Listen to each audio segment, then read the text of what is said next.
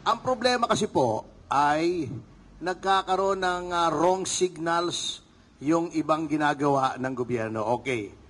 Example, yung tungkol sa communist insurgency. Bukod na sinabi na ang dami na nagsasabi na yan mismo tinuro si Raul Manuel who was sitting right here a few months ago, di ba? Na siya talaga direkta nagre-recruit para sa NPA sa mga eskwela.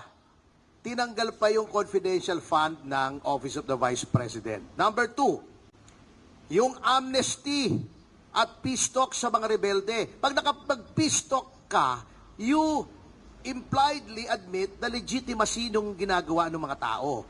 Mat nakikipag-usap ka, kriminal yan eh. Rebelde yan eh. They seek the violent overthrow of the present government and replace it with a socialist state. Malabong mangyari yon. Pero